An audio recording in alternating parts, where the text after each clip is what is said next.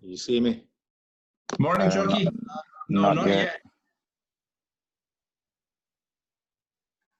You can see me? No, you can't see me now. Not at the moment, no. There should be a link a little bit on the right, maybe, for video. There you go. That's a nice beard. Morning. Well, thank you very much. Very kind of you. Most Good people morning. think How it's are you? horrendous. No, it's brilliant. Absolutely brilliant. Yeah, I'm good. Thank you. How are yourselves? Not too bad, thank you. Not too bad. Just decent weather here for a change today. It wasn't 45 degrees, so we're making the most of that. It's cooled down a bit, is it? Yeah, we had a rainstorm last night, which has led to no electricity, but at least, you know, the mercury's gone down. So No electricity? Yeah, no, we get a lot of electricity cuts when it rains a lot. So you kind of try and get used to that stuff. So you have your backup power sources or something like that. Just part of the fun of being in Pakistan. Whereabouts are you? We're all in Lahore. Oh, yeah. Yeah. Things are a little better in Scotland than they are in England, if I'm not wrong. I don't know if you mean better because it's a better country, or better because what? Well, I got to agree with that bit too. Yeah, it's definitely got a better leader, but we won't get political. So thank you for taking the time out. No, yeah, you can be political if you want. We're just our government has decided to be a bit more cautious than the Westminster government. Yeah, they've definitely been smarter too. Well, that's what's been decided. You just have to abide by it. I mean, it's been. I don't know what it's like for you over there. What kind of situation you're in? But We're in an awful situation right now. I think we're every day almost topping the highest number of cases in the world again, because it's just they're not being able to manage it. You know, and we got a massive population, 250 million people. Yeah. Are you in lockdown? Are you in some kind of lockdown though? Yes, some kind of lockdown, but you know, they're like, okay, we lock this down, but we leave that open, and you're like, you can't lock that down and leave that open. It doesn't work. Oh, I see. Right. Well, everything was shut down. Virtually everything was closed apart from food supermarkets and chemists. You know, where you can go and get your drugs for your whatever. You know, so but everything else was closed. And not long after the food supermarkets were closed, they introduced a queuing system. So there was a reduction in the number of people that were allowed in the store at one time. Yeah, that's smart. That's just smart. I mean, at the beginning, it's all madness. It was like for you. I mean, at the beginning, you think that they'd stopped food production and toilet roll production. You couldn't get anything. You couldn't get any toilet roll. You couldn't get anything. Because pasta. You know, people are hoarding it. Yeah. So, well, just bit by bit isn't it really? So. Yeah, a little bit, day by day, hopefully. Hopefully, at least Scotland's doing better than England. So, it's just... Okay, so Brian, I'll just introduce everyone. This is Hassan, and as you can see, he's been supporting United since a long time. And we've also had Tarad with us, and I'm Ismaeel. Hey. And we're the official supporters club in Pakistan, the only one here. And we've been official since 6 years now with 150 paid up members. And just in this lockdown, we started this show to educate our fans, because most of our fans started watching football here in Pakistan after 2005-06. So there's not much exposure. And our objective was to invite football legends like yourself and hopefully learn and get better educated about United. And when I told Hassan that Brian McClair is coming, then obviously he went berserk. We're all big fans of you, and when I announced it, then everyone was very excited. So thanks for coming on. I think you should say thanks at the end. I might just press leave. So Choccy, if we can start, I know as a youth player, you initially started out at Aston Villa, and that was at the time when they were champions in England. What made you want to go back to Scotland?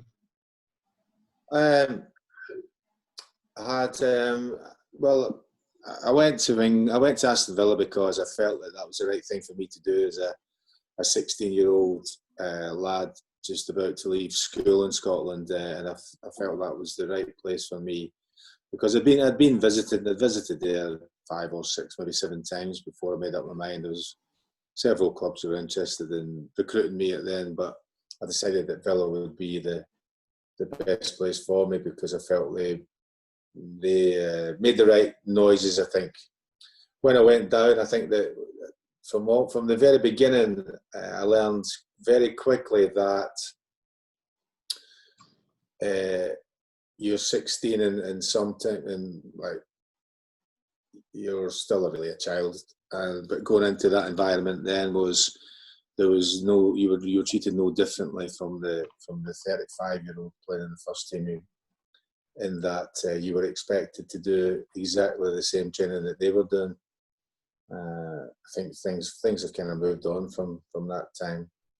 But a valuable lesson right away was that the opinions are the most important one, and the opinion that's only ever critical in football is the opinion of your manager or your coach. The coach of the youth team when I joined Aston Villa didn't fancy me as a football player. I think that the recruitment person had been, maybe one or two, that had been more positive in that decision. But once I came in, I found quite quickly that, and then that's you learn that quite quickly. That right away you're ready for those situations throughout football, and indeed throughout life, and it gave me a kind of thing every day as a challenge I just had to challenge every day to be the best that I could be and hope to overcome whatever obstacles there were.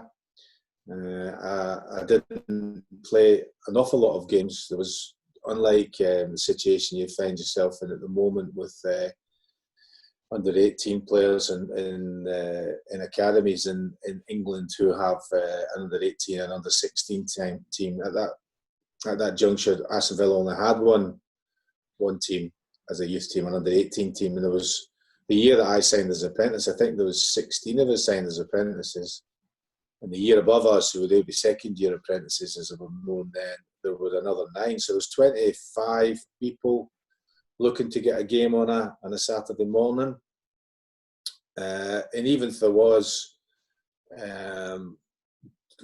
reduced that number down for various reasons, injuries, suspension, players being involved with reserves, I think I was about 25th in line when it came to the coach, but you learn to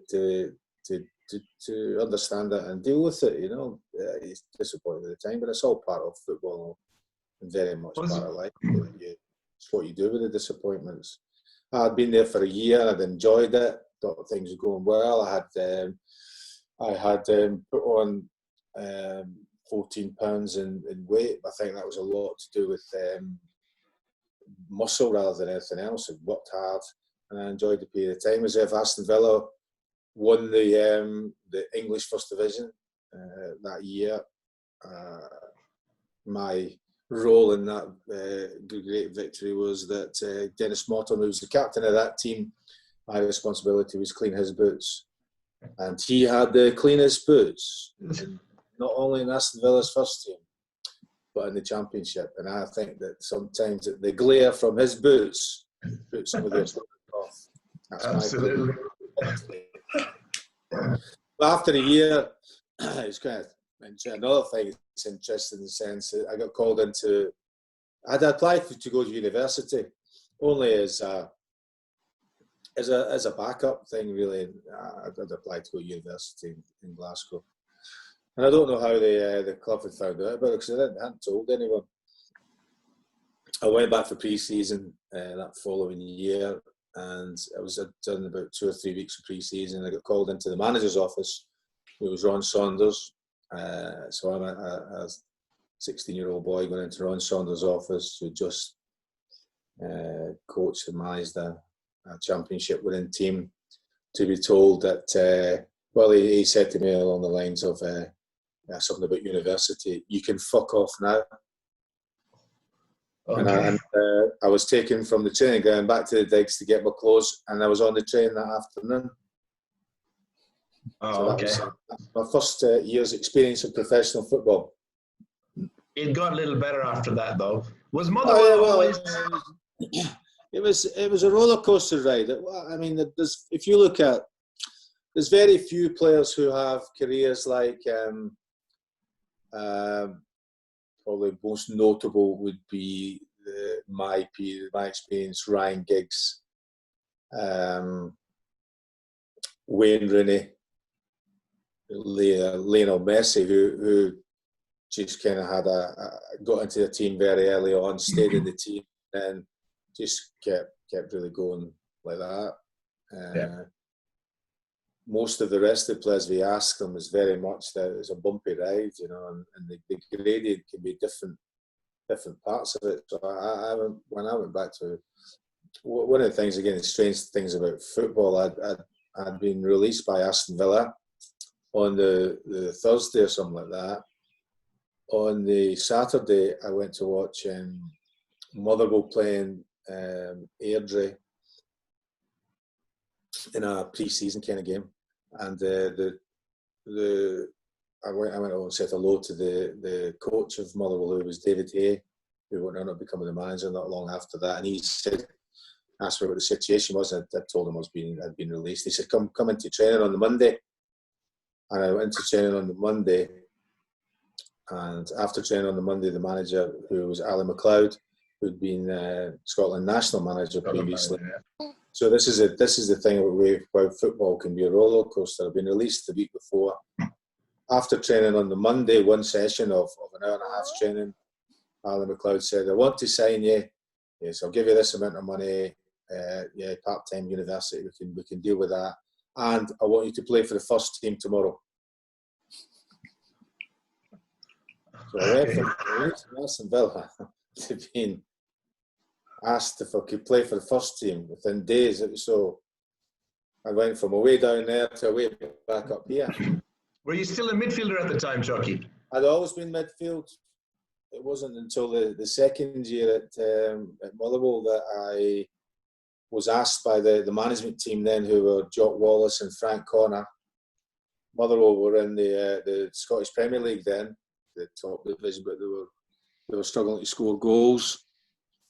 I had always enjoyed scoring goals. I always think I had an ability in that area, and they asked me, to my surprise, I suppose, that, you know, about playing up front, and both of them were very cryptic in the way they told you things. It wasn't very straightforward. It's maybe a bit like politicians now. You had to listen to exactly what they said to really grasp what they were saying. And there's maybe a bit more what they were not saying, rather. Anyway, the suggestion was that I play for the youth team the following evening as a forward. I never played as a forward before. And I scored 3 goals in a 4-3 defeat. So there again I'd been kind of down, and I wasn't involved with the first team. I was in the reserves, and here's me coming back up a wee bit again to score some goals. I played for the first team on the Saturday, and I think I scored the winning goal. So I started to go from that to up to here, then back down again, and then kind of back up again. So that was my kind of early days of football, of professional football. When you signed for Celtic, you know, the fact that you'd scored goals for Motherwell against Celtic, against Rangers, you think that figured into their reasoning for wanting to sign you, being a young Scottish player, getting goals against the big sides? I think that period of time from I came in, as I say, that was from about the start of the year, 83, to the end of the season. I scored several goals, and several important goals that allowed Motherwell to help Motherwell retain their status in the Premier League. And I had scored I had a good month in January where I scored 3 goals against Rangers, 2 against Celtic, a winning goal in a difficult game away at Morton. So yeah, I would say that was part of it, you know. But I mean, you look at other people's decisions as well. I mean, Charlie Nicholas, who was a darling of Celtic at that particular time, and really a fine football player and a good goal scorer, was at the end of his contract. Celtic, of course, wanted to keep him. Liverpool, Manchester United, and Arsenal were very interested in recruiting him, and he decided to go to Arsenal. And then that opened and I don't think I was signed as a replacement for Charlie Nicholas. I think I was signed as a player that could develop into a player. So I've had a good 5 months at Motherwell, signed by Billy McNeill. And again, this is how football can change so quickly. I had again, the thing about Motherwell, I had been playing in the first team for a little while. After Simon left Villa, Ali McLeod was the manager. After 5 games, he got sacked. David Hay got the job as manager, and I never got back in the team until 8 or 9 games from the end of the season. So you go back to roller coaster. I'm up here, and I'm back down here again. David Hay's the manager, and I climbed back up eventually. David Hay left. I climbed up there, and then I said Jock Wallace and Frank Connor were involved. Signed for Celtic, so you move up a little bit again. Billy McNeill, who's the one that fancies you, wants to sign you. He signs you. I meet him, we discuss terms, and I agree, and I sign. I just found out the other day that it was the 20th of June. These are the wonderful things that you learn on Twitter. I told you that was the date, but I think during these times that people are putting down all sorts of either notorious or notable events. So I signed for Celtic on the 20th of June 1983. And within a short period of time, only days, I think, Billy McNeill left Glasgow Celtic to go to Manchester City. David Hay got the job. So I'm back up to here. I'll do a pre-season at Celtic. They used to pin up on the board the team or the squad for Saturday, both for the reserves and for the first team. The first game of the season is Hibernian. Our first team are away and the reserves are home. So the coach comes in and he pins the team or the squad up on the board, and you rush up to see. And I look at the first team squad and I can't see my name on it. I'm thinking there's a mistake here. I'm not on it. No, I must be wrong. Something wrong. I'm just about to go to see the manager and ask him what's happening. And I look at the reserve team squad and I'm in there and I have to look at it 2 or 3 times. I can't work out what I've done wrong. So I've gone back down again. And all through my 4 years at Celtic, the players, the position that David Hay bought the most players in was a forward. And every time he signed a forward, I was out. So you still managed 99 goals. You still managed 99 goals in 4 years, Choccy. That's pretty impressive stuff. Maybe that was part of his psychology of giving me a challenge, saying, right, okay, what are you going to do about it? And I finished top goal scorer every single season, but every player, all these players that signed, I was the one that was out, you know. But again, that's part of the learning of how the way that managers and coaches think. And you've got a choice. Do you allow it to beat you or do you stand up to it? And I stood up to it, and I think I was very successful in them. As I say, it may have been very clever coaching by David Hay to get to see how I would react to it. But yeah, it was very good.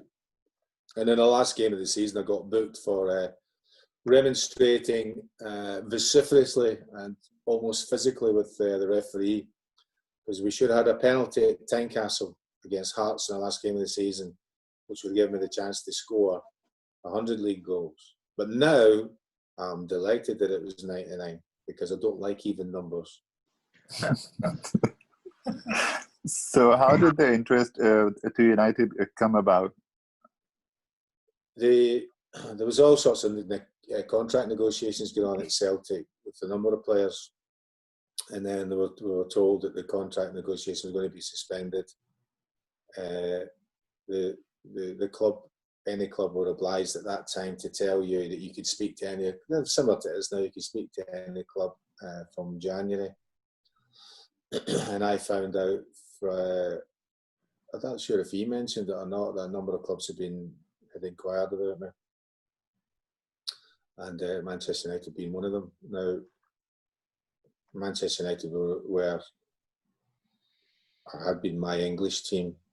In Scotland, you were allowed to have an English team to support.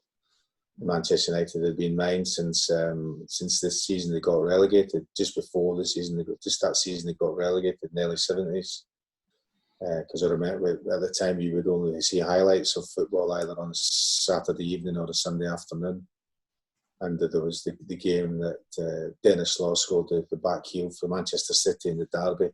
Although that mathematically didn't put United down, it certainly didn't help them. Yeah. And it was very noticeable in that Dennis Law just walked straight off the pitch. He didn't celebrate the goal, and he just walked straight off the pitch. And I'd been from that moment I was a Manchester United fan, and that was solidified by their campaign in the second division that following season, where I followed it in the Scottish newspapers and on the sports programmes on the Saturday night and the Sunday, and they were a great team to watch. You know, Tommy Docherty's teams then were very full of flair and full of attacking, and they were a joy to watch. And I also used to be a bit of a, maybe I'm a bit of a stato, and I always liked looking at the crowd numbers, the goals when the goals were scored. You know, I'd always kind of been as interested in the sense how there was a couple of teams in Scotland, Albion Rovers and East Stirling, who'd always had the lowest crowds, which were like just over 100. And I used to think, well, this is just like, how could you have 100 people going along to watch football? And then you had Manchester United at the other end when they were playing at home, 56,000, you know. And this was the highest, because it was, even though they were in the second division, the highest in England. And I also was quite attracted to the various stories on the news where wherever the Manchester United fans went away, they wrecked the place. And I thought that was quite, not only with a good football team, the supporters seemed to be quite good at fighting as well. So that was quite a bit of an attraction, the scarves around your arms and all that kind of thing at the time, and the style at the time, which is thankfully hasn't been repeated. So that's what I found out from the manager, and through, I think it was through a contact of Alex Ferguson, that he was interested in having a conversation.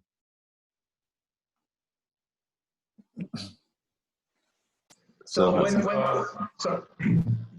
Sir Alex called you up, Choccy, and then obviously I believe your transfer situation went to a tribunal because Celtic wanted more money, United weren't willing to pay that much. When you signed for United, they weren't the best team in the land, far from it. Have there been interest from other English clubs? Because you were doing really well at Celtic. Yeah, I could have signed for Tottenham were interested. Chelsea were interested. I could have gone to Germany. I could have gone to France, and I could have gone to Belgium as well. But all along, I had only one decision to make. Either I was going to stay at Celtic, or I was going to go to Manchester United. Every other club, including at the end Celtic, the financial terms were more favourable than the ones that I took at Manchester United. So I went there. I went there because Alex Ferguson sold me this dream. He told me that he intended to rebuild a football club, and did I want to be part of it? And after a little bit of consideration, I thought, I do want to be part of that. And his whole kind of thing, you could tell that he'd been successful at St Mirren and at Aberdeen. And in Manchester, a lot of things with me, Manchester United, is that I always felt that if you don't go to Manchester United, you won't get another opportunity, really. And I just felt it was the right place to go, the right manager. He did well right away. He didn't leave after a couple of days, so I thought I've got a chance of getting a game. So you get to Manchester United, and in your first season, you scored 24 league goals. So how did it click so well for you that you go on and score 24 league goals, and you were the first person in the team to do that after George Best? How did the players round about you? It's all about the team, and we had a decent team. We ended up finishing second. Never in contention to really compete with Liverpool, who won the league that year, but we finished second. And we had a lot of good players. And I was playing a lot of the games with Norman Whiteside as a partner, and I've always said, and I will never change my view, that Norman Whiteside is the best Manchester United player, that the best player I played with at club level, and he helped enormously. You know, when he's through in goals 1-on-1 with at Highbury against Arsenal, and he taps it to the side for you to tap it in, it makes it a wee bit easier for you to maintain that total. But for me, that was just, it was nothing, because I wanted to win things, and scoring those goals, it's nice to be able to say, yeah, that was that, and you spoke about in the same breath as a great player like George Best. But I wanted to win things. I was critical, and you needed to have good teams, good players playing as a team to win things. And it was a little bit of a while after that. I mean, Fergie had got to the point where he'd made decisions on. he waited in November, and he'd already made a number of decisions on a number of players. He signed a few players when I joined, and then that season he made the decisions on a lot of players. And he started then really to from that moment to a proper big rebuilding job, and it took a few seasons before that got to the point where we won the cup in 1990. You've obviously spoken about your successes and wanting to be part of a successful team. You won 14 major honors with United as well, but you were coincidentally a part of both its success and the period before that as well. So how difficult was it?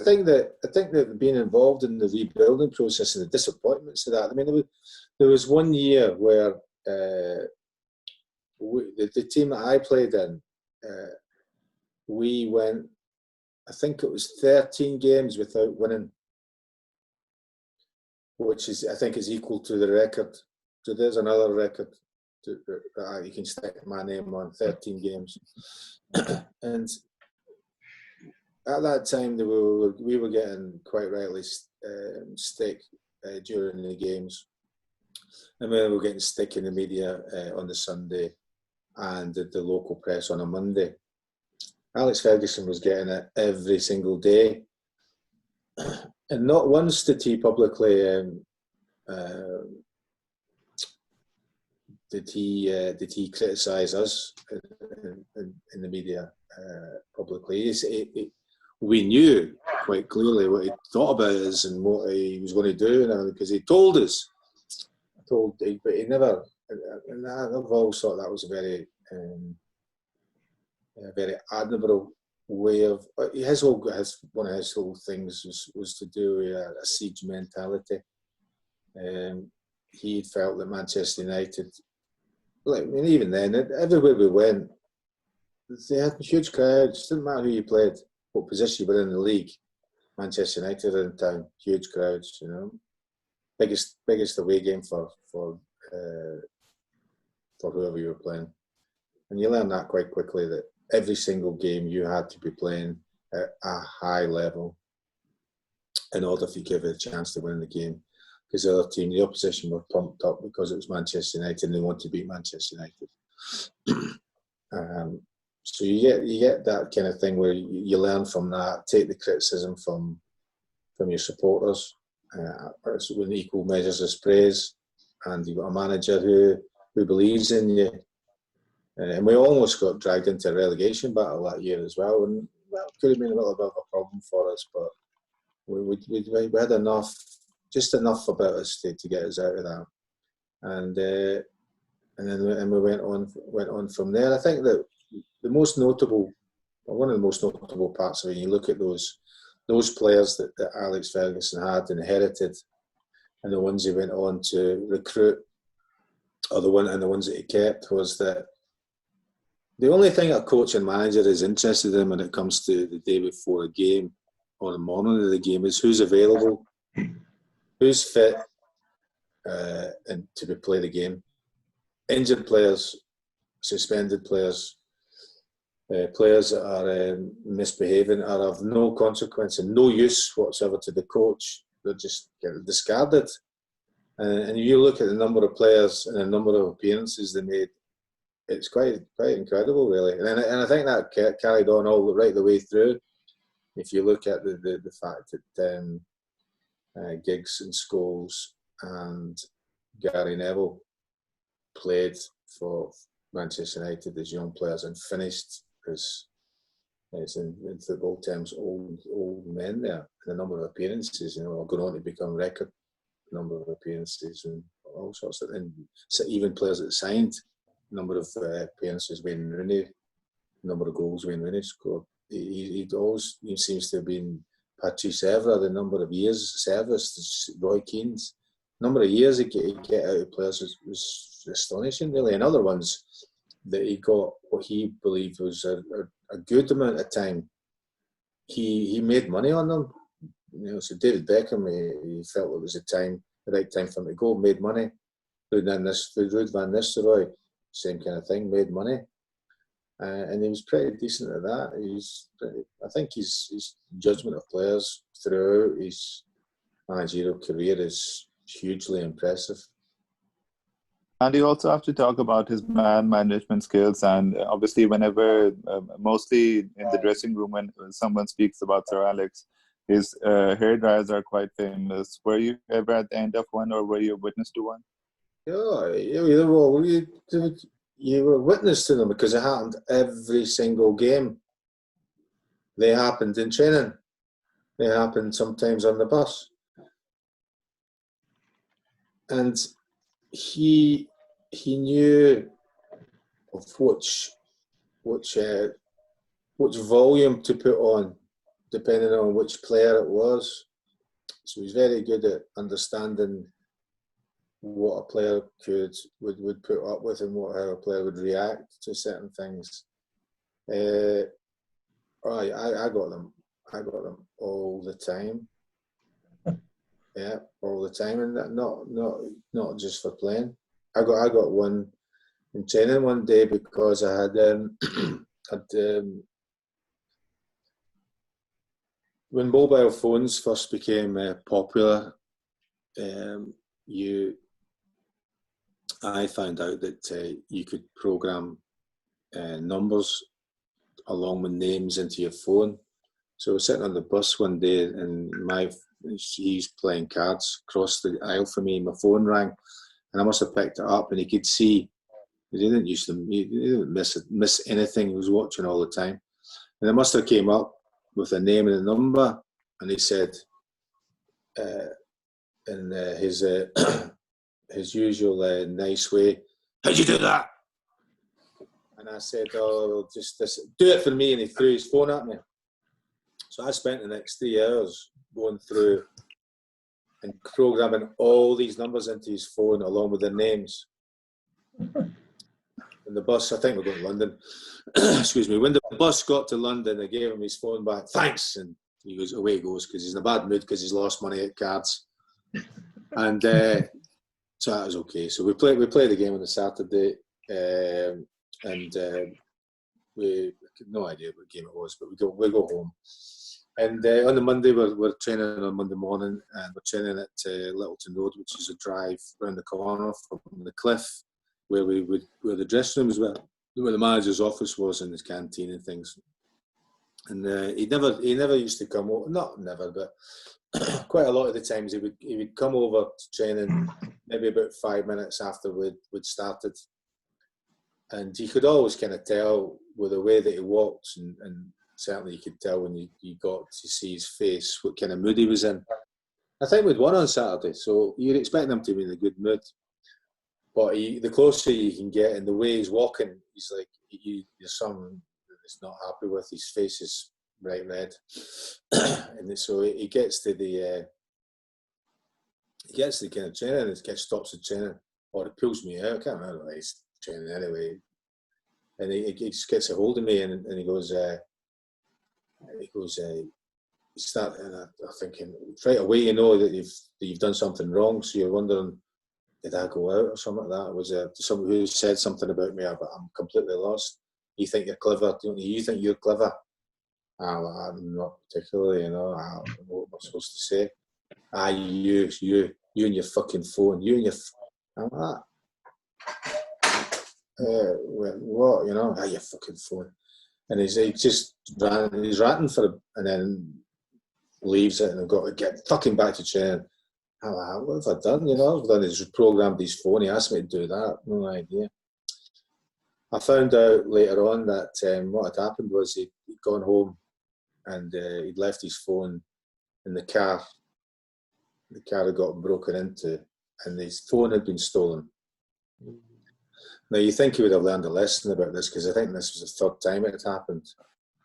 On a Sunday afternoon, he's at home, his wife at home, his children or whatever, and the house phone rings, and the manager's wife, Kathy, answers the phone, and a voice at the other side of the phone says, "Kathy," and she goes, "Aye."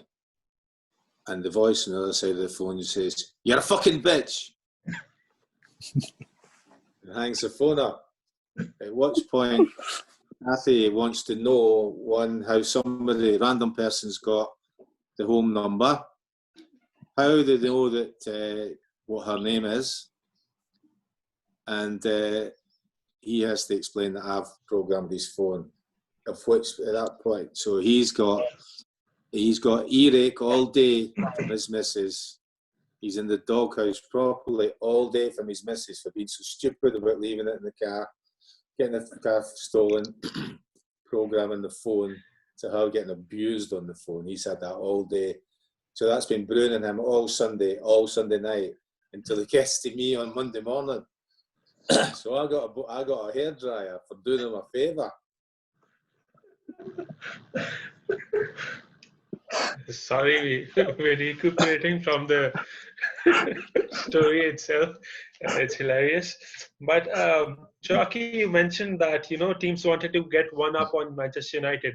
Considering we'd had such a long title drought, what was it about Manchester United that still made it so big in the eyes of other clubs and other fans that they wanted to get one up against Manchester United?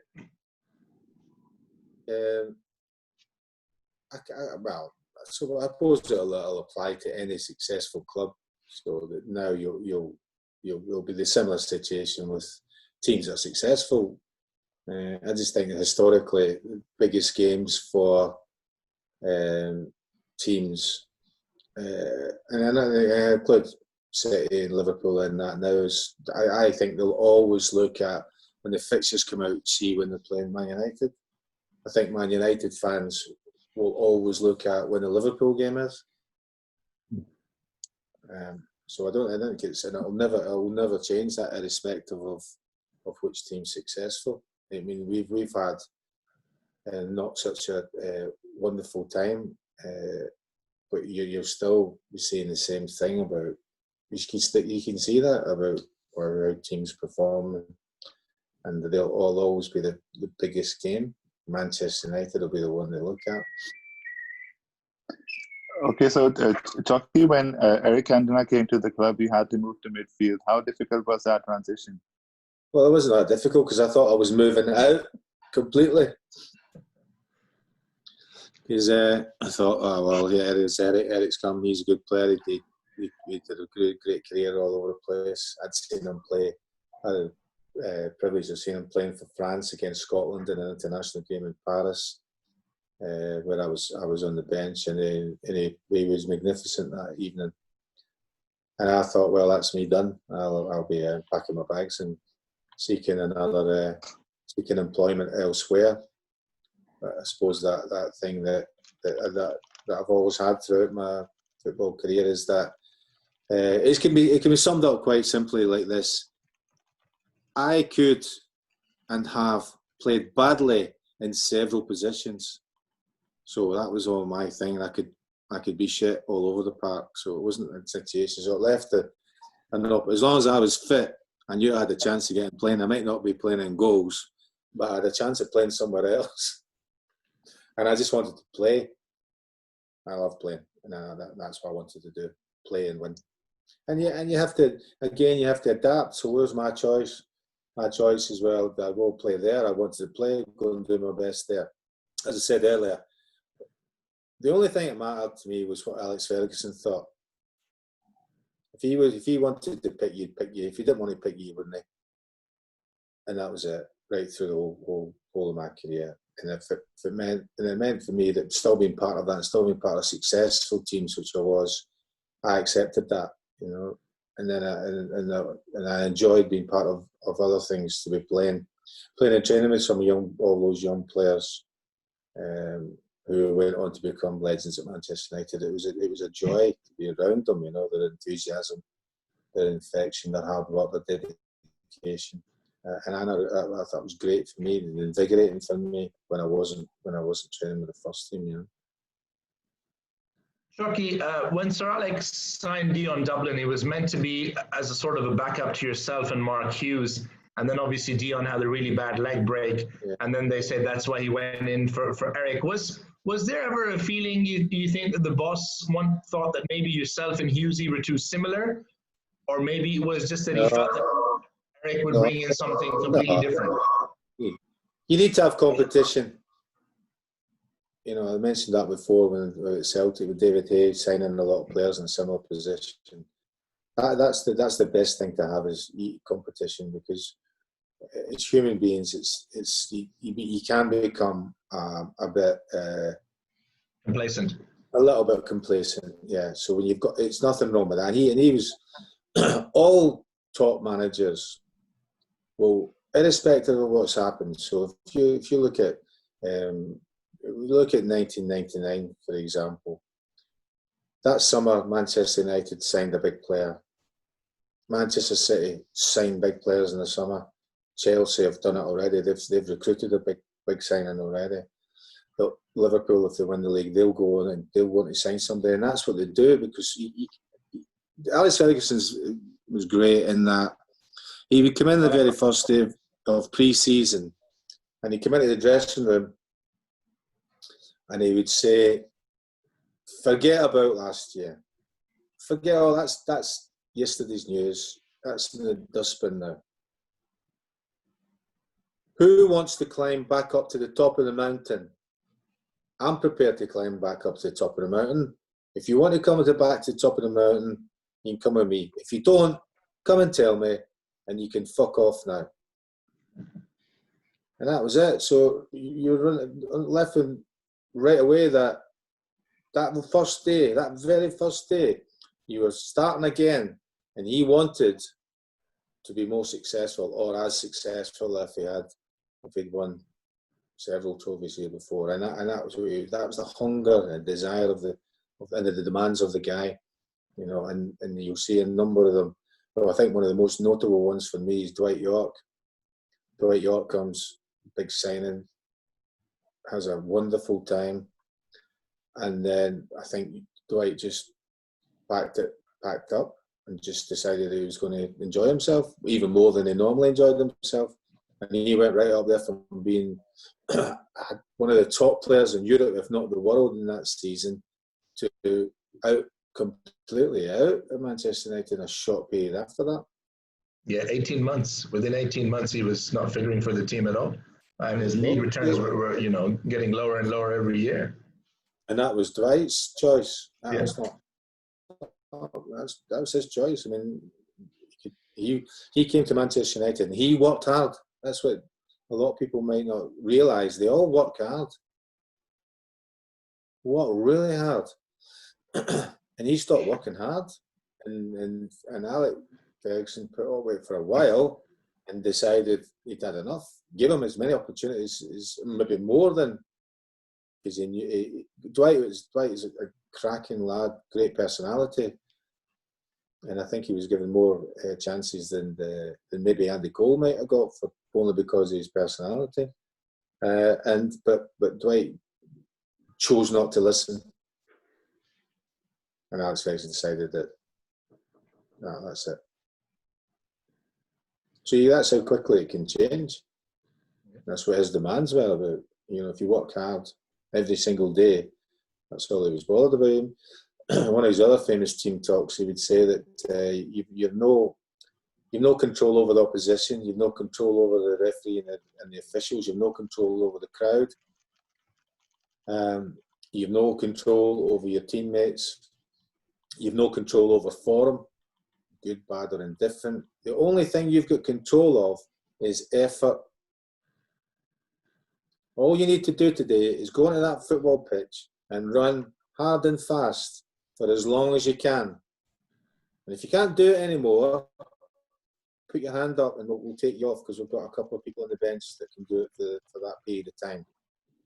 At the end of the game, all you need to be able to do is look at your loved one, whoever that is, your mum, your dad, your granny, sister, brother, partner, children. And when they ask you a question, how did you do today?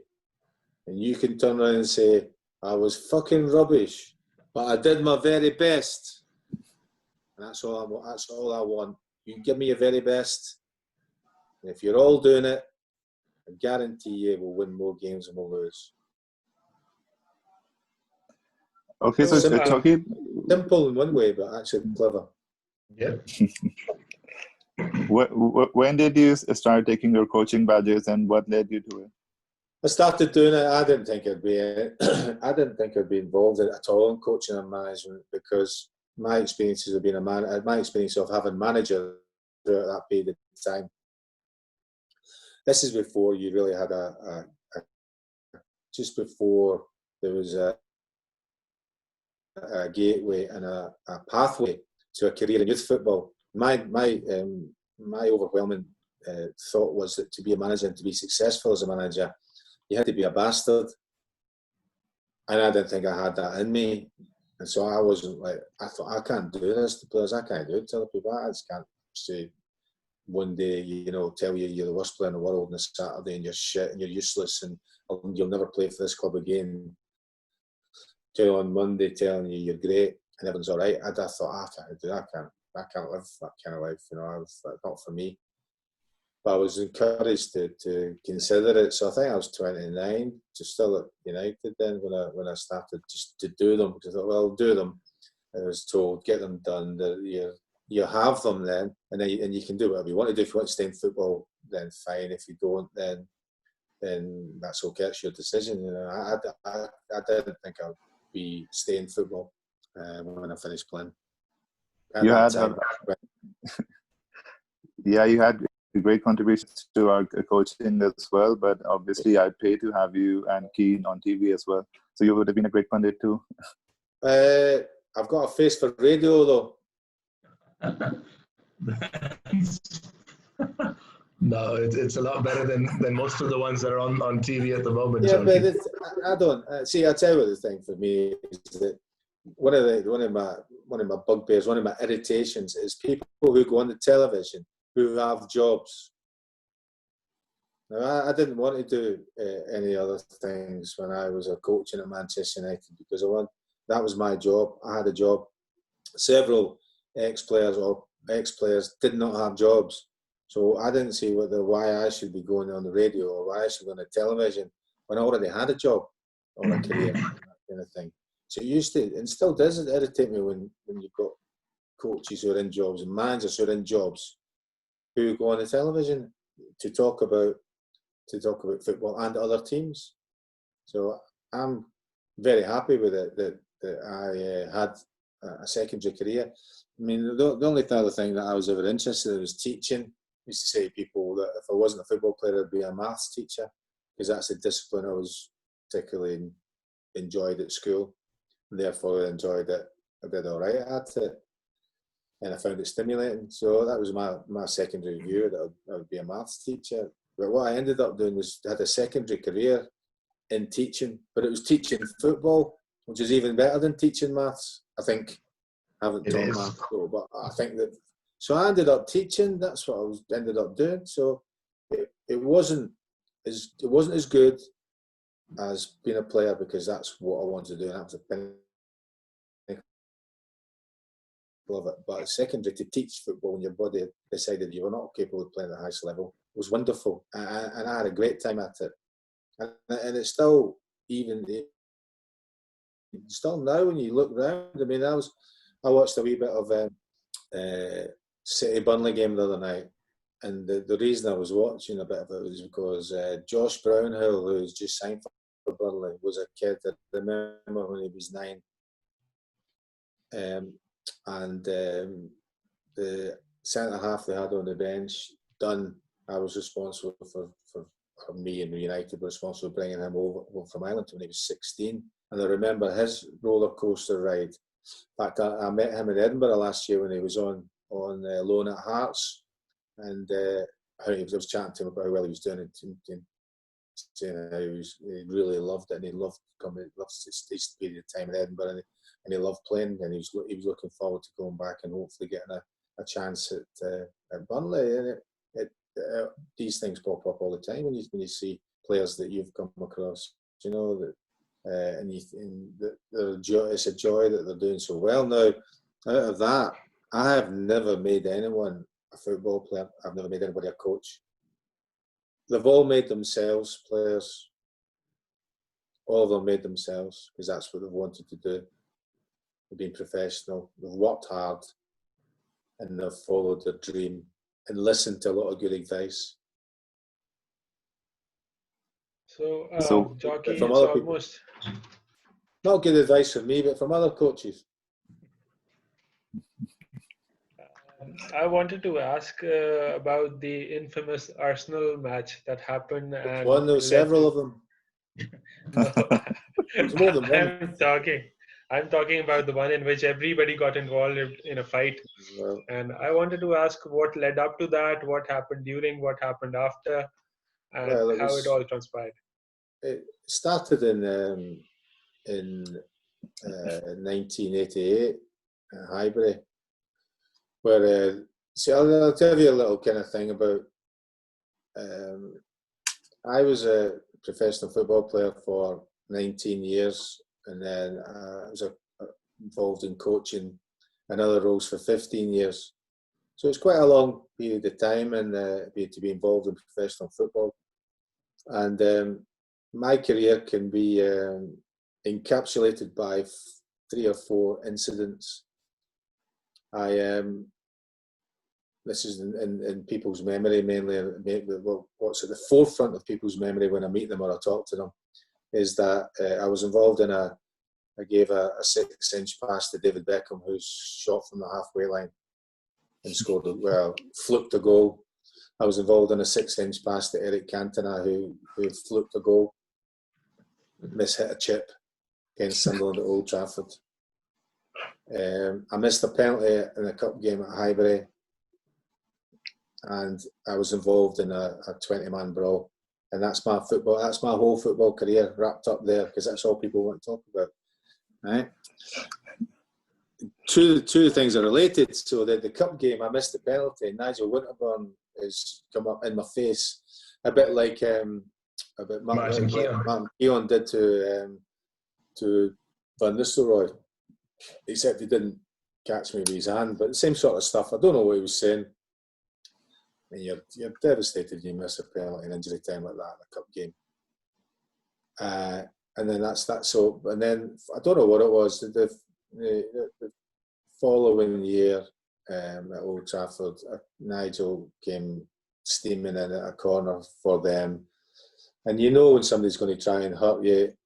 And then I just seen him out the corner of my eye. I turned around, I caught him on my shoulder, and he went down, and I grabbed him by the shirt, and I'm shaking him like a doll, and his head's rolling all over, and he's pretending he's been knocked out.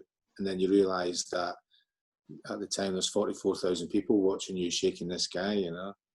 So I let him go, and he hit the turf with a satisfying thud.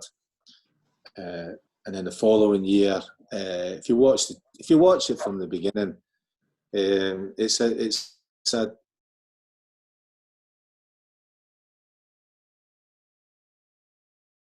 10-7. We could have more than it probably did. And sometimes you just go completely into the red zone.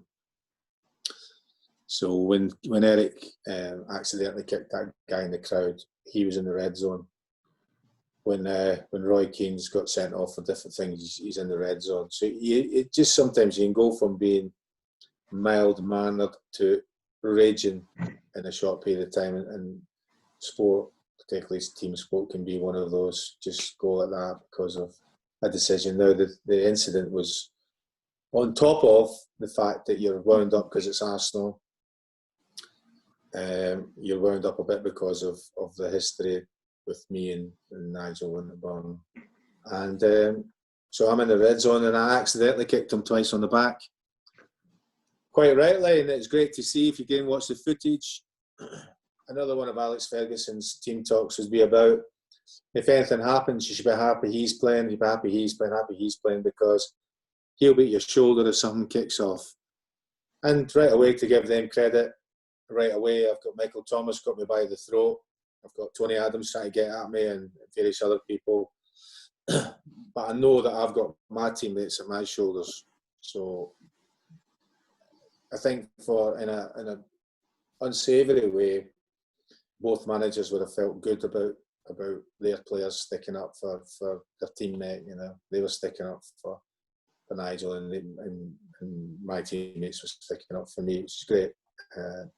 I got Nigel Limpar, was very sneaky. He came round the back and punched me from behind on the year.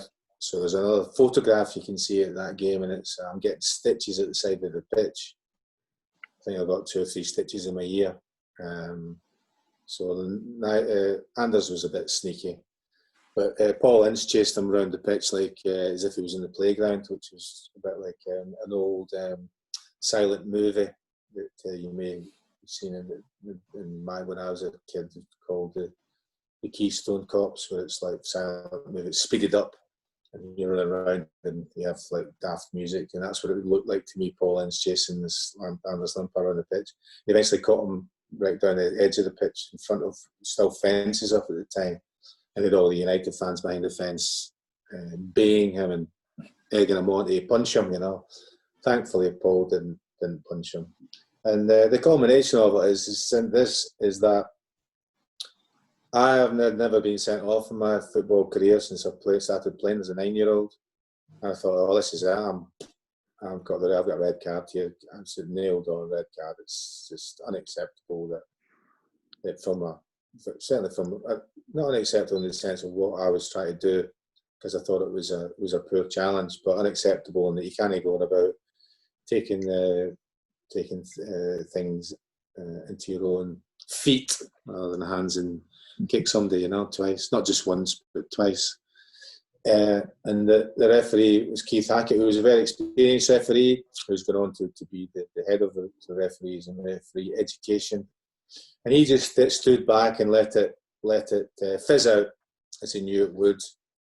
And he walked over, and you're thinking, this is it. He speaks to both captains, takes out a yellow card, gives a yellow card to Nigel Winterburn.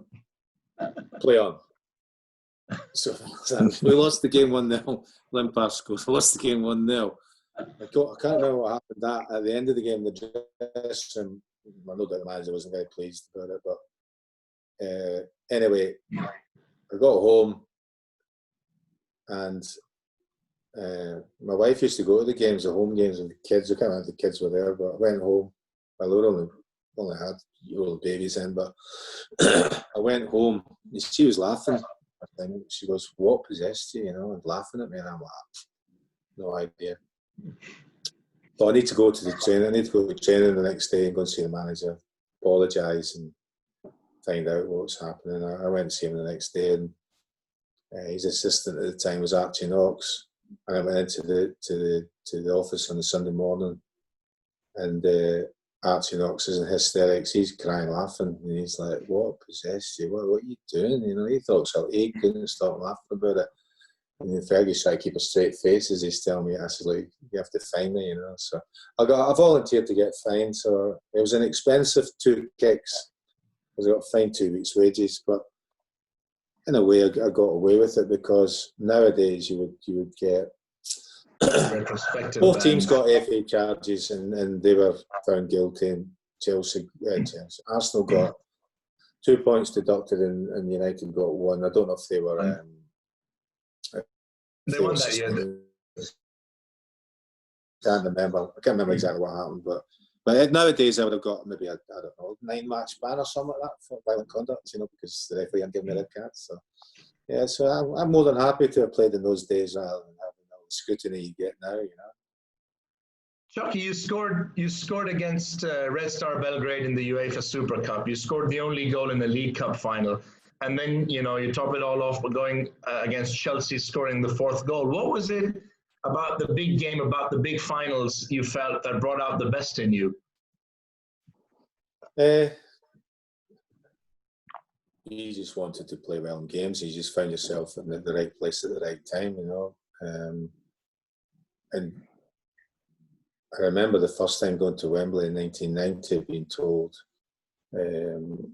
I think it was Brian Robson said, really enjoy it, enjoy the whole day, take everything in from the moment you walked out onto the pitch to check out the turf, have a look around the stadium, soak in the atmosphere, because you might never be back. And I thought, I like that. That's a history will show I was back several times. I just wanted to win things, So right place at the right time. The Nottingham Forest goal, I think that wouldn't have happened, in my humble opinion, if Stuart Pearce hadn't been suspended, because it was in his part of the pitch. Really, I think that he would have read it a bit quicker than who was playing left back for Forest in that game, because he almost got it. I think Stuart Pearce would have maybe stopped it. The cup final thing, I was against Chelsea. I was, I'll tell a story about that in a minute. The Red Star game was one of the biggest hidings I've ever had on a football pitch from the opposition. They slaughtered us. They were a great football team, and they just could not score. I don't know how many clear-cut chances they had, couldn't score, and if we had more than the one that I scored, I'll be surprised. So I think that the result, and the fact that we've got another nice little medal and a nice honour on the honours board doesn't tell you anything about the game. And indeed, the game was played. There was a one-off at Old Trafford because of the strife and the conflict in the old Yugoslavia at the time. Otherwise, we wouldn't have won. There's no way we could have gone to Yugoslavia and then come back to Old Trafford and got. I can't see us getting it, because that was really was. And if you watch the game, that was my recollection of it. Anyway, that they had a lot of chances. Maybe my memory doesn't serve me so good. The Chelsea Cup final is that I was on the bench and I was fortunate enough to come on. Paul Ince perhaps should have had a shot, but rolled it to the side. If you watch it closely, you'll actually see that the ball just catches the bottom of my studs, so I could have actually missed it easily. And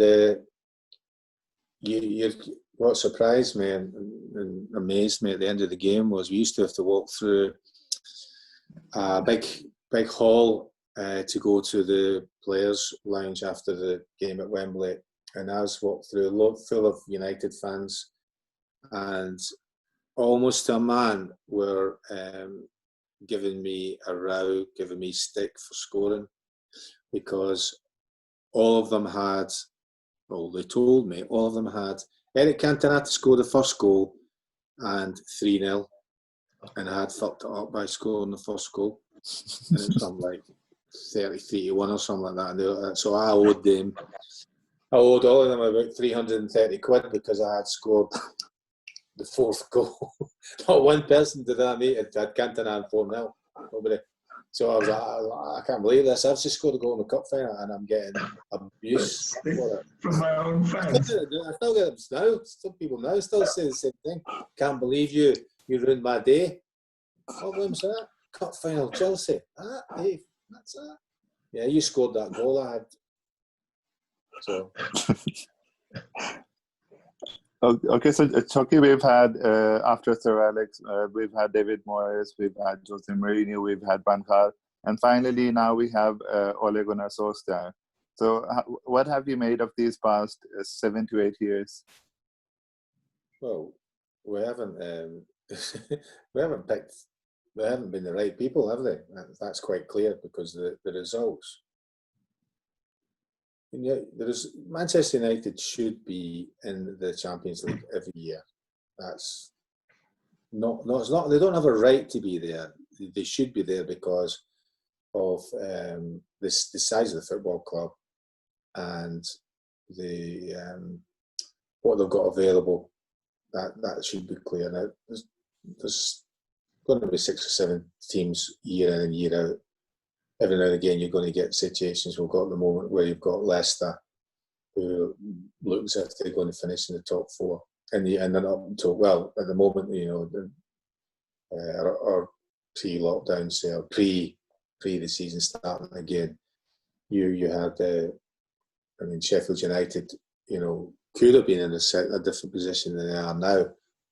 Wolves at the moment are up there as well, but Manchester United for us really should be, because of not got a God-given right. You have to perform to do that. But throughout that thing, because the person in charge hasn't been right, the recruitment hasn't been good enough. So the recruitment hasn't. That's it, quite clearly. The recruitment has not been good enough. The coach and the manager hasn't had either the right players or good enough players in comparison to other Premier League squads, and people will always, supporters will always compare and contrast with teams and squads of the past. The only way to rid yourself of that is to go on and win things, or first of all qualify for the Champions League and hopefully improve incrementally. It doesn't help when you continually change managers and coaches. I think that the consistency was the key element of Manchester United's success. You're not going to have a manager like Alex Ferguson being successful for such a long period of time. But I think you need to stick. So we've got to a situation where now it looks as though there are, depending on whether players are committed to stay, but it looks as though that after the restart, I think that we probably look like having one of the 2 best teams. So, well, one of the 3 best teams. I think that Liverpool and City have done very well as well, also, but we certainly City. So I think that City, United, and Liverpool have been the best, albeit only after a couple of games. But I think that's how it's looked to me. I haven't seen most of the games. I think that again, that you want to recruit. The big thing is always the same thing: is does Pogba want to stay? Will he stay? If that's down to Paul, so it's all down to the players now. You know. And then they will sign someone in the summer, or at least one or two players. I think there's still a few players away from being able to maintain a challenge, but it's also given the opportunity for some other of the younger players to come in and impress. And I think they have. All the young players that have been involved this season have been impressed, and they'll only get better. So we've got a manager, let's support him. He's our manager. Needs to be supported. Yeah. Okay, so Choccy, we've had several United legends on the show, and we'd love to continue that to be the case in the future.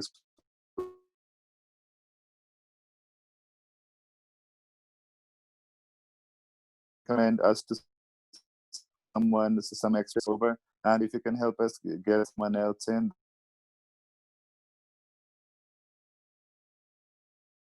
that would be great. I'll put my huge brain to use and think about it.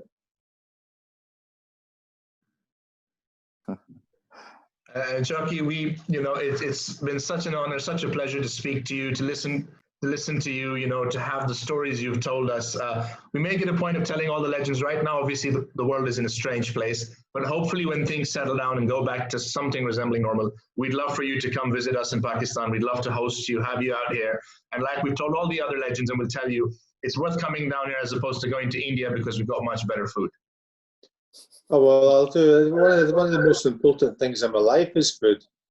So you'll be coming to the right place. We'll take good care of you. Oh yeah, I very much would. That would be great. I've never had the pleasure of visiting your fine country. So it would be an absolute honor and a pleasure for us. And thank you so much for taking the time out today. Can't tell you what this means to us. No, I've enjoyed it too. I'm glad that you've got some benefit or not out of it.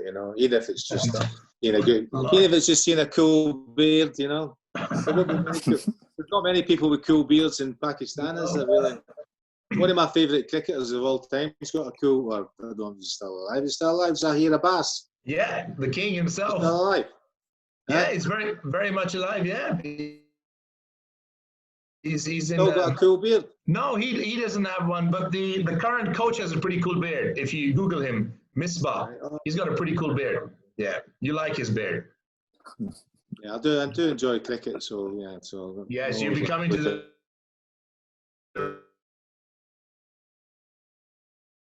place. Oh, yeah, we've won a few things, haven't we? Yeah. We've won a few things more than England have won. That's all. Yeah, definitely. You had to get that in, didn't you? It's great. You'll be just. I support everybody that England play. You'll be right at home, Choccy. You'll be right at home. Thank you. Tink you so much. Please take care of yourself. Thanks, and your guys. Thank you so much for this. Thanks a lot. Pleasure. Thank you, Choccy. Take care. All right. See you.